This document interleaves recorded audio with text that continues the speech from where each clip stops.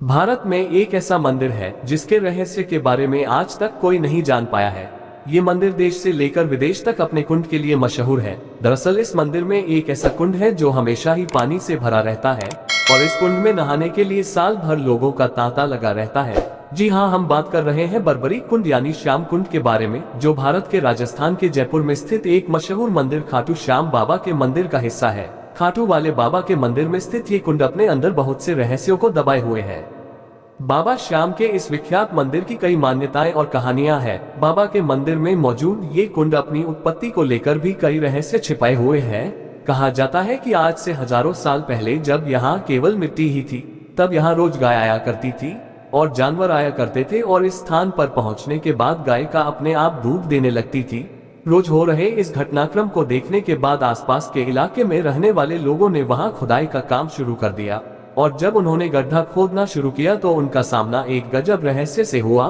दरअसल खुदाई करते हुए जब वो लगभग 30 फीट तक नीचे पहुंचे तो उन्हें एक बक्सा मिला जिस पर लिखा था। बर्बरीक कथाओं की माने तो इस बक्से के अंदर महाभारत काल के बर्बरीक का असली सिर मौजूद था, जिसके बाद वहां मौजूद लोगों ने इस बक्से को ले जाकर उस समय के राजा रतन सिंह को दिया। चौंकाने वाली बात तो ये रही कि जिस स्थान से वो शीश प्रकट हुआ, ठीक उसी स्थान से पानी का तेज प्रभाव शुरू हो गया, जिसे आगे जाकर श्याम कुंड कहा गया। हर साल लगने वाले मेले में आने वाले भक्त पहले इस कुंड में आकर नहाते हैं और फिर जाकर बाबा के दर्शन कर सके।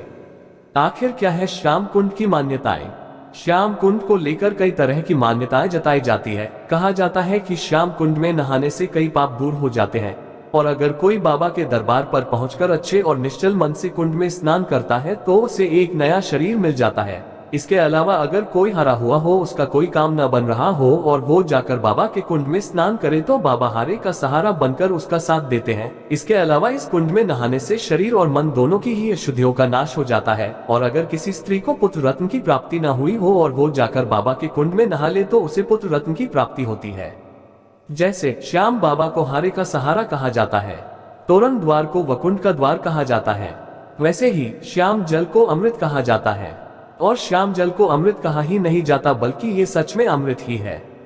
इसे नियमित अपनाने से भक्त तर ही जाता है, चाहे उससे बड़े से बड़ा संकट ही क्यों ना हो। बस बात विश्वास की है। ये बात मैं अपने पर्सनल एक्सपीरियंस के साथ कह सकता हूँ।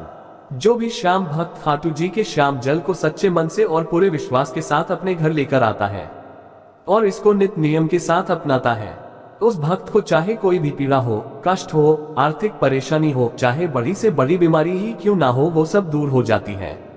बस आपको इसे पूरे विश्वास के साथ अपनाना पड़ता है।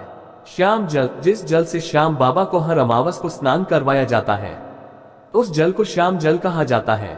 इस जल की एक एक बूंद श्याम बाबा के मुखड़े को छू कर निकलती है। इस श्याम जल में बाबा के पावन चंदन का भी मिश्रण होता है, जिस बाबा के दर्शन मात्र से ही मरता हुआ व्यक्ति भी जीवित हो जाता है। हारे हुए व्यक्ति को सहारा मिल जाता है, सबकी मनोकामना पूरी हो जाती है। तो श्याम जल के बारे में तो कहना ही क्या। कैसे अपनाए श्याम जल को? इसे अपना के तो तुम देखो, विश्वास करके तो तुम देखो, इसे मस्तक से लगाना, तुम नित्य नियम से अपनाना, पीड़ा जितनी भी हो ये दूर भगाते हैं। खाटू का श्याम जल अमृत कहलाता है। श्याम जल को नियमित रूप से अपनाना चाहिए, इसे पूरे विश्वास के साथ अपनाना चाहिए। सबसे पहले श्याम जल को मस्तक से लगाकर ही पीना चाहिए। श्याम जल पीने से शरीर की सभी बीमारियां दूर हो जाती हैं, चाहे वो कितनी बड़ी बीमारी ही क्यों ना हो। इसके साथ ही साथ श्याम जल का छींटा घर, ऑफिस, बिजनेस आदि में देना चाहिए। इससे नेगेटिविटी दूर होती है और घर, बिजनेस में बरकत होती है। श्याम जल नियमित रूप से अपनाने से मनुष्य तर जाता है। इसे नर और नारी दोनों ही अपना सकते हैं। श्याम जल कैसे प्राप्त करें? सबसे महत्वपूर्ण बात यही है कि हम श्याम जल को कैसे प्राप्त कर सकते हैं। श्याम जल को कोई भी भक्ति खाटू श्याम जी से लेकर आ सकता है। बस इसके लिए आपको कुछ बातों का ध्यान रखना होगा। श्याम जल बच्चों को नहीं दिया जाता, क्योंकि बच्चों को ज्यादा समझ नहीं होती कि इसे कैसे रखना है, कहाँ नहीं रखना। श्याम जल लेने के बाद श्याम जल की शुद्धता का विशेष ध्यान रखना होता है। इसे हर किसी स्थान पर नहीं रखा जा सकता। जो व्यक्ति श्याम जल को अपने घर लाने के लिए लेता है उसे अपनी शुद्धि का भी ध्यान रखना पड़ता है। श्याम जल आपको नॉर्मल बोतल में नहीं मिलेगा, इसके लिए आपको कैनी वाली बोतल ही लेकर जानी पड़ेगी। ये बोतल आपको आसानी से मार्केट में मिल जाएगी। और खाटू श्याम जी में भी मंदिर के पास किसी भी दुकान में आसानी से मिल जाती हैं। इसके बाद मंदिर में प्रवेश करना है।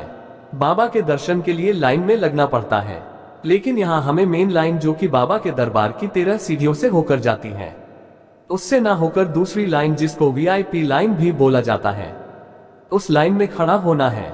खाटू श्याम में वीआईपी लाइन में लगने के लिए किसी भी तरह का कोई भी चार्ज नहीं देना पड़ता। वीआईपी लाइन से होते हुए जब आप बाबा के दरबार के पास पहुंच जाओ तो दरबार से पहले आपको बाबा के सेवक यानी दरबार के पंडित जी खड़े मिलते हैं। बस आपको उन्हें कैनी वाली बोतल देनी है और उनको श्याम जल देने को कहना है। वो आपको श्याम जल दे देंगे। आप श्याम जल लेकर के श्याम बाबा के दर्शन करके जा सकते हैं।